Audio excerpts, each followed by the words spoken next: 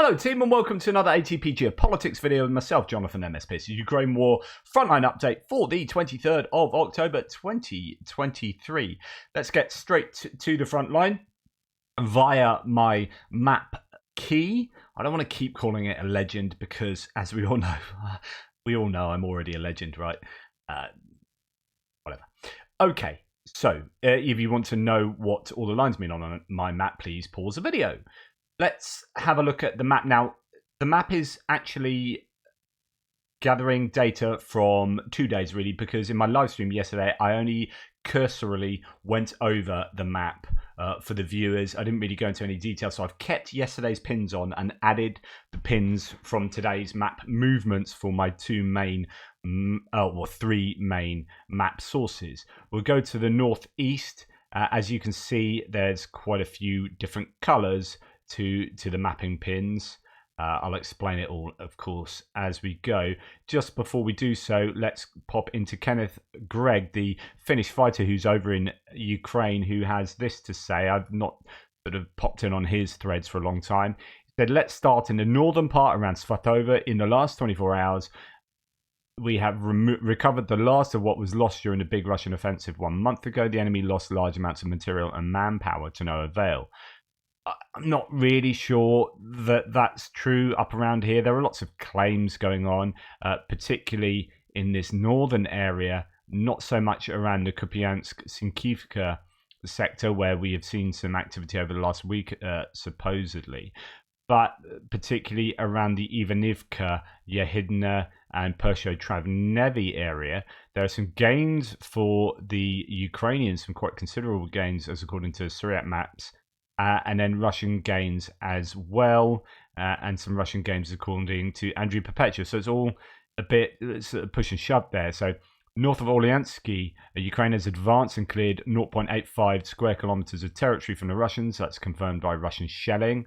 So that is according to Global War Monitor.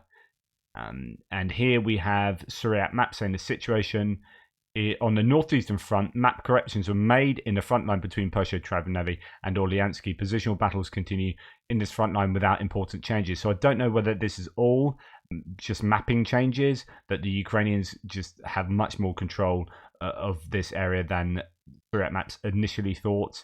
That puts quite possible. I mean, it puts it more in line with what Andriy Perpetua has, or that actually here, Andriy Perpetua is the Russian defensive line slightly further forward. It's quite a big difference into the south around Yahidne. And as I say, Andriy Perpetua has some changes here for the Russians, in favor of the Russians. So whatever has happened, whether it's rejigging the maps or whether it is genuine movement, there is activity around here, that's for sure. The main non-rejigging movement happened not yesterday but the day before, and that's Andriy Perpetua's one there. So then we come down, and I don't know whether Kenneth Gregg was talking about this area around Ryhorodka, where apparently the Ukrainians have taken back almost all that they lost. That's what he said. I don't know how reliable that is. As we come further to the south, there's another Syriac map correction situation. Luhansk front, small corrections were made on the front line west of Zitlivka, so that as we come down here, we have some gains. I mean, it looks like gains, but that's a mapping correction, according to Syriac maps. But actually, Andriy Perpetua has some gains as well. I don't know whether that might be corrections as well, but these have both happened in the last 24 hours. The changes there. Andriy Perpetua's is sort of this kind of area. It's almost like a triangle that includes that tree line there that the Russians are in control of. That could well be a rejig. It's just, as I've explained many times before, as a mapper, you get information coming out all the time, and you might not have information on a particular place, like a particular tree line or area, for a month, and then suddenly you find that one side's being shelled by the other side there, which means that first side is occupying that place. And you're like, okay, so it turns out they are there. Now, they might not have taken that in the last 24 hours, but they are there. So you quite often get these rejigs that don't signify battles that have taken place in the last 24 hours. Right. And then we come further to the south. here, in fact, that's that area. Sorry, just before we get further south, this is that area that we have just seen. Global War Monitor saying Russia crossed the Donetsk-Luhansk border east of the settlement of Terny, but I don't know. So I think someone like Global War Monitor seems to very much take their mapping from deep state map changes, perhaps a little bit of Andrew Perpetua here. So you don't know whether that's actually signifying just the rejigging of the map itself. Right. Then there's this, again from Global War Monitor, in the southeast of Kremina Forest, Luhansk Oblast, the Ukrainians have advanced very slightly, taking 0.18 square kilometers of territory back. So that's in this general area, not signified by other mappers. Andrew Perpetua doesn't like changing his map in this area. He says it's very difficult to ascertain movement in the forests for obvious reasons, a canopy and a lack of satellite imagery giving you shelling information because it's basically covered by trees. So he doesn't change the forest lines very often. So that could well be from other video evidence, but expect there to be some changes for the Ukrainians in that area. Now going to the ISW Institute for the Study of War, American military think tank, geolocated footage posted on October the 22nd indicates that Russian forces advanced southwest of Persia Travinelli, as we've seen in the north-southwest of Yahidne as well, and east of Terny, that's down nearer the forest. So there are geolocated evidences of this taking place. Let's have a look at some of them. When my screen goes black, it usually means I have to reload my map. Okay, so here we have the 49th Special Battalion Carpathian Sikh, the Ukrainians having an operation in a captured T-80U tank on enemy positions at close range east of the village of Terny. So we'll copy those coordinates in and plug them in. So this is tank activity in the area. Let us... Oh, my computer's going nuts at the moment. Here we go. And that is, pretty much the evidence that was used to ascertain this movement, probably by both mappers there. So interesting though, because that is a claim that this is a Ukrainian tank at close quarters with Russians. So this is a Russian position that is attacked by a Ukrainian tank. So arguably, you could say that that is a grey zone rather than under control of the Russians, but probably has been under control of the Russians. It depends what to make of that Telegram source. UA artillery, so Ukrainian artillery shelling Russian troops has been geolocated to here. So this is another source that the Institute for the Study of War is using to ascertain their claims. And here that is... going back up to here. So now we have Russian positions there, and that supports the idea that they do indeed control that area, which is, quite far in front of what Andrew Perpetua states here. So this is one where Suriyat Maps is arguably correct, and Andrew Perpetua is behind the curve on that one. And then we have claims from a Ukrainian Telegram channel here, the channel of the team dealing with OSINT and GeoINT. It's let's do what we love, they say. Okay, this is a reconnaissance company of the 68th Alexa Dovbush Brigade. Gave the FPV drone additional acceleration to the Russian loaf. So this is an explosion of a Russian loaf by a Ukrainian FPV in this area, and that of course means that the Russians are operating. If you're operating a loaf van along any road, then it means you pretty much control it, because they're not exactly the most robust of vehicles, and that's completely of no surprise at all. And I wonder why the ISW includes something like that in geolocated advances claims. Nonetheless, I think those geolocations do give us some sense that the Russians have advanced, particularly in the northern area around here, and have made the advances around there, although that may be more of a grey area, grey zone.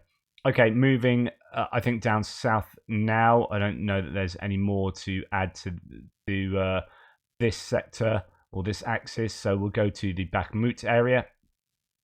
Although I will say, actually, ISW includes a Russian mill blogger claim that Russian MOD has recently implied that Russian forces have gone on the defensive in the Kupiansk direction and near Torska. Although ISW has not observed evidence of this kind, I would disagree. I think the Russians seem to be pushing quite a lot. Really pushing quite a lot all along the front line. I think they're into counterattack mode quite seriously at the moment. Ukrainian military observer Moshevets reported that Russian forces temporarily halted offensive operations near Ivanivka in order to respond to reported Ukrainian advances near towards Orlyansk. So that's, I will go back up there. That is the idea that there is a sense that the Russians are attacking in certain places and the Ukrainians are attacking in other places around here, very close. So this is 6 of one, half a dozen of the other in that particular area. And then the ISW finishes, or for me, it finishes with Ukrainian Ground Forces spokesperson Fitio stated that Russian forces are transferring reserves consisting mostly of Storm Z convict recruits to the Kupiansk and Liman direction. So that's a force quality being sent to here. As we've heard previously, is not of the highest caliber. We have heard that the 25th Combined Arms Army that is kind of stocking up this area is comprised of degraded units from other places. So I think it's not the best troops available for them, although there might well be a greater number of them in that area. Right, we're going to come to Bakhmut. There is some claims of Russian successes just north of Bakhmut in the Kromova area. Indeed, when you come to the ISW, they do mention Kromova, Bodanivka, Andriivka, and Druzhba. So a number of different places, Vasyukivka as well, being mentioned. It's not just what's going on in Klishchivka to Kurdyumivka there. So a few other places now. This is Bodanivka there. Kromova is this settlement just on the edge of Bakhmut that was really important for this road, ground line of communication that was coming in, if you remember. And Vasyuk, I think, is that Vasyuk? Oh no, I think that's up here, Vasyukivka. Sorry, I was thinking Vasyukivka there. So there are some claims of repelled attacks in a number of places, with the Russians making some gains around Bakivka. I don't know if that's the Kromova gains, because there are claims of gains around Kromova as well. Here, as you can see from Global War Monitor, northeast of Kromova, which is a village directly next to Bakhmut, Russia was filmed seizing Ukrainian held positions. So actually that's closer to Rose Alley, actually. So that isn't in the Bakivka area, that's over here. So maybe some Russian gains there, as well as, according to Deep State Map, some Russian gains in the last 24 hours here too, just by the Bakivka reservoir. That might be something of concern for the Ukrainians, a couple of areas of Russian gain. According to null reports, the Ukrainians are moving north of Kurdyumivka, kicking out Russians from several stronghold positions, setting the stage for an attack on Kurdyumivka itself. So this is from yesterday. North of Klishchivka, the Ukrainians had crossed the railway tracks and entrenched itself. This is like sort of more 24 to 36 hours ago. But there is a lot of pressure on Kurdyumivka from this northern area. As you can see from the map here, the gains just to the north of Zelenopilia, but also pressure from the west as well. And you can see the arrows here marking the consistent pressure of the Ukrainians along that whole railway line, or east of the railway line. Global War Monitor adds that north of Klishchivka, the Ukrainians have crossed the railway and managed to entrench themselves on the north side. That's something I did report previously 2 days ago, that there was some success for the Ukrainians there. And that is what all the mappers agree with here. As you can see, the Russian defensive line is at some point behind the railway line to this northern area. Different degrees depending on who you look at. Same with the situation to the east of the railway line as it goes down.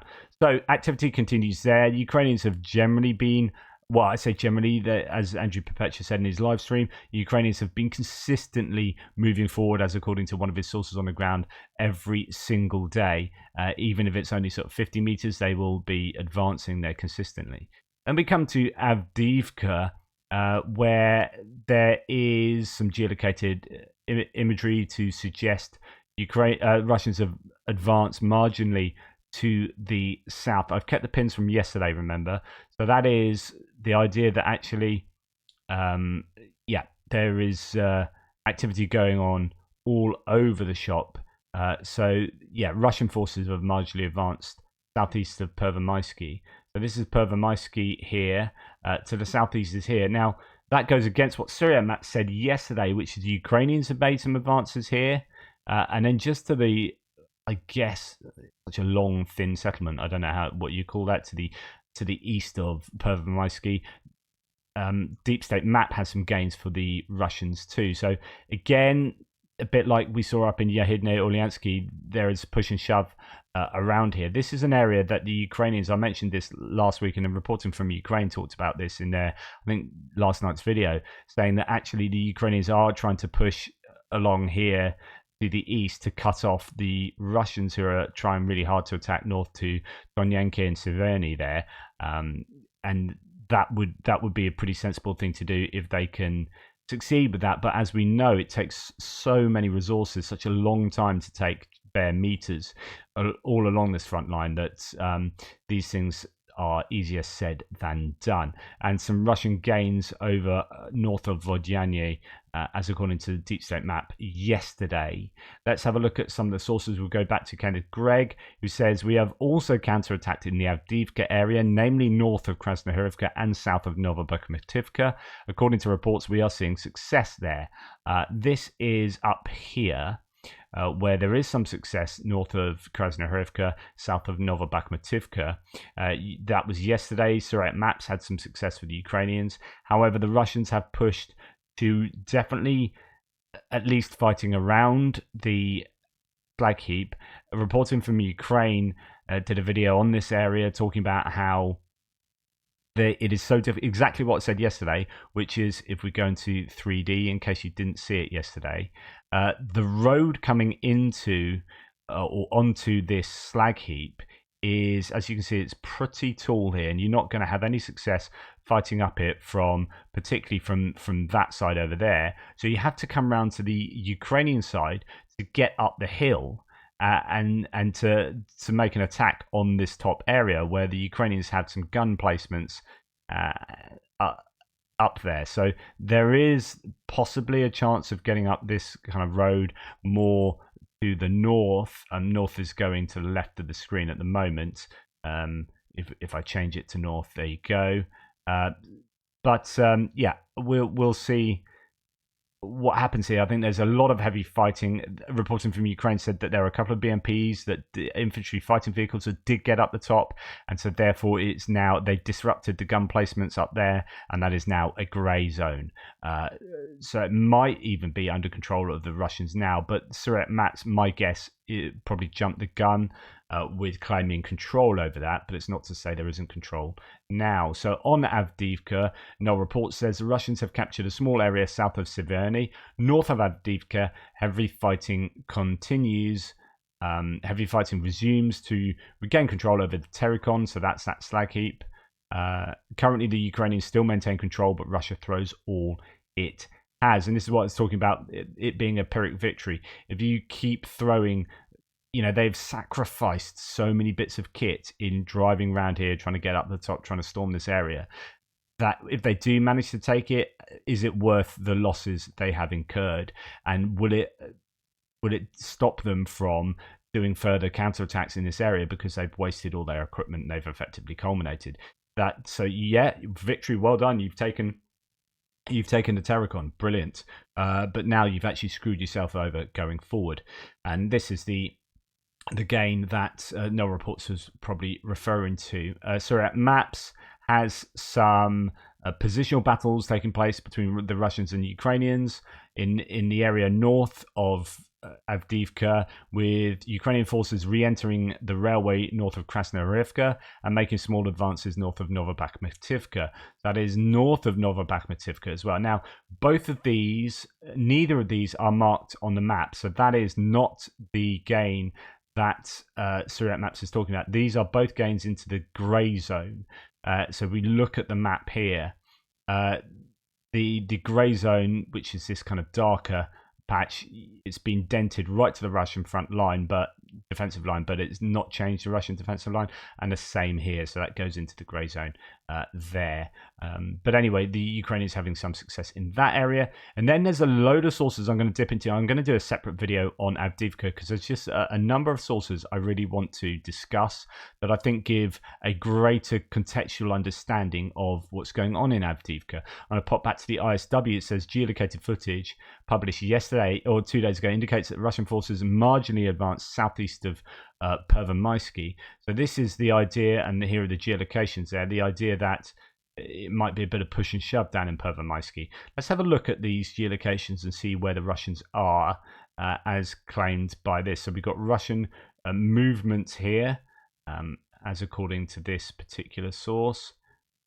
Plug that in and see what it tells us. The Russians are, yeah, exactly where we think they are. I'm not sure that shows any kind of marginal gain, really. We've got a drone drop here. And again, I'm assuming this is where a drone drop on Russian forces. So this is where the Russians are. Oh, maybe not then. Oh, that's interesting. I might have a little look then, bit of a further look to see who that is. Okay, so this is important because 59th Brigade repelling the attempted assault on the Avdiivka front.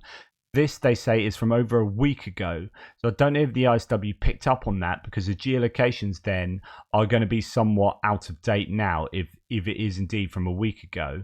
I'm not sure that that's going to be relevant for any kind of idea of whether there's been marginal advances or not. So that could be Russians were in place there a week ago, but now, you know, we've got Surat maps even saying that the Ukrainian gains are to the south of there. Yeah, I'm not sure about that. But anyway, let's just look at a burnt out BMP position. So this is again where Russians, yeah, very similar position. So you've got drone drops, burnt out and abandoned BMPs from what I can see. Yeah, another one abandoned here. So I think this is where the Russians were. And I think, if anything, this signifies Ukrainian gains in this area. This is where the Russians were, quite possibly, but are no longer at the moment, or at least according to all of the mappers. So, yeah, that's how I would interpret that. ISW says that it indicates that Russian forces marginally advanced southeast of Pervomaisky. I would dispute that. Nothing unusual though. And then the Ukrainian General Staff reported that Ukrainian forces repelled over 20 attacks near Mariinka, Krasnohorivka, and Pobyeda, Novelska, and Novomykhailivka. So that's going from where we are now all the way down to Novomykhailivka. That's a fair number of attacks. I mean, it's not huge compared to the height of the attacks, given we're talking about Novelska all the way down to Novomykhailivka, 20 attacks there.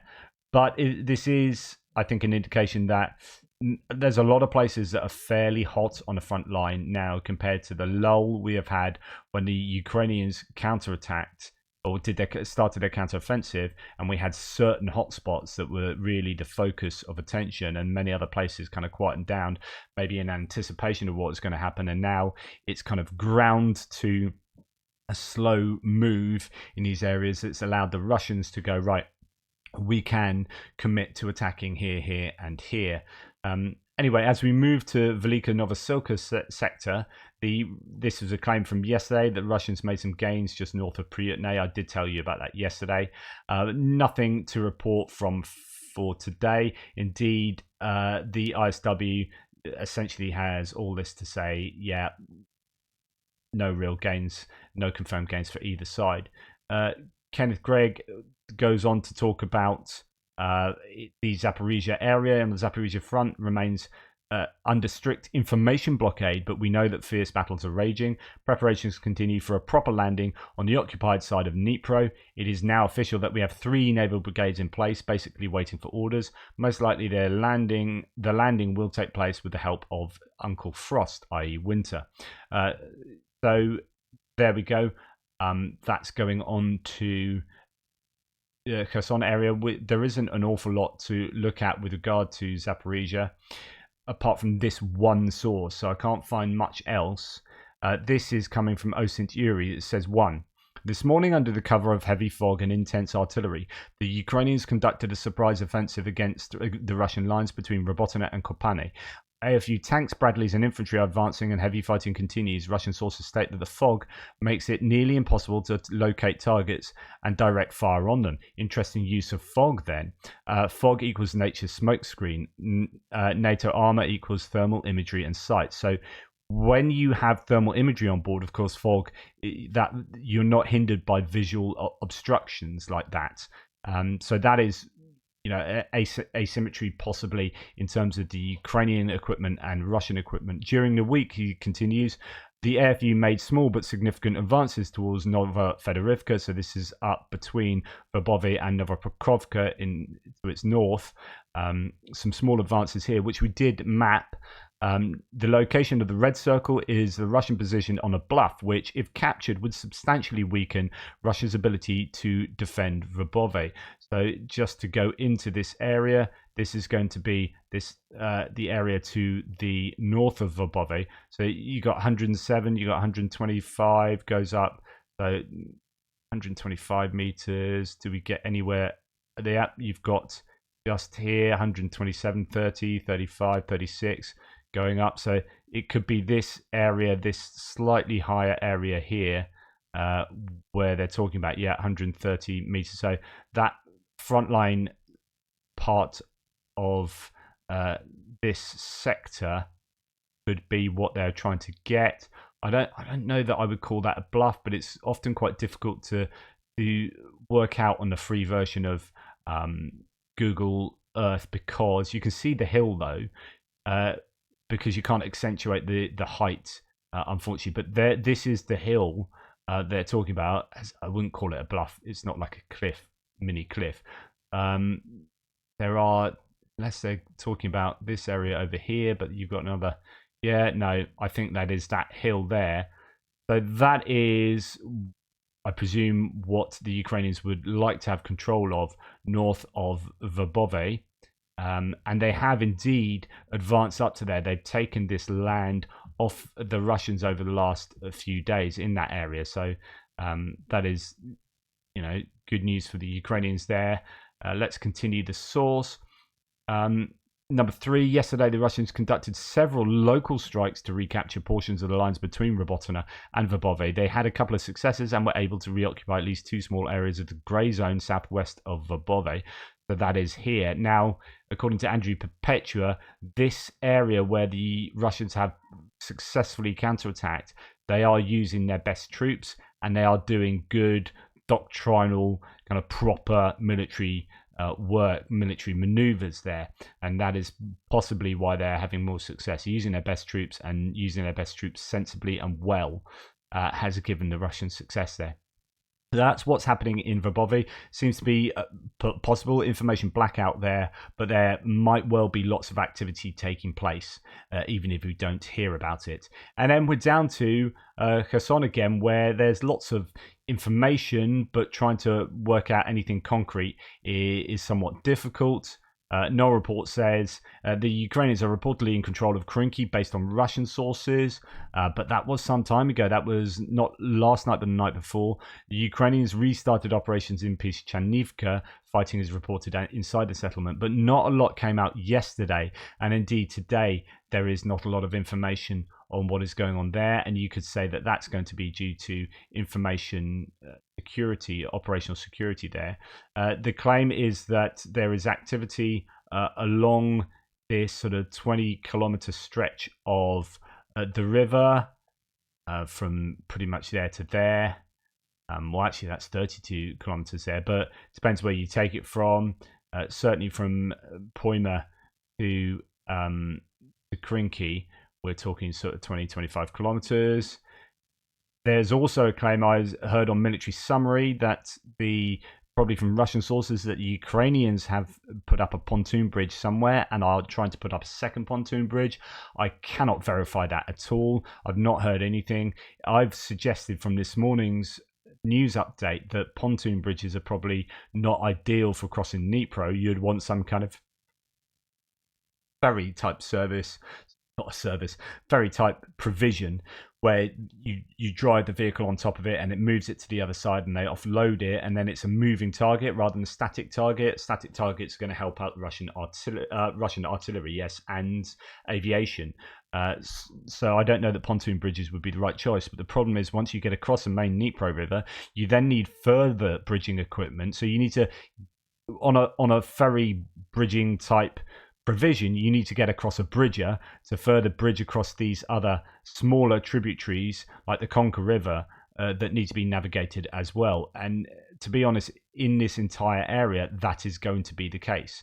It isn't a case of getting your vehicles across the Dnipro River and then job done. Not at all. And in some places, you might have to cross several rivers. So this is a really difficult area to attack. And if the Ukrainians are really serious on taking some of these places, yes, they're going to need things like light, mortar units and whatnot. You can get them across easily enough on boats. But if you're going to have vehicles, Humvees, and anything heavier, even up to sort of tanks, and you need to get your equipment, your ammunition, mortar, bombs, and so on and so forth, then you are going to need more substantial river crossing capabilities. And as I say, that is a real challenge. Anyway, that's the Frontline update for today. Hopefully that was of some use. Please like, subscribe, and share. Take care, and I'll speak to you in a little bit as I do a bit of an Avdiivka dive.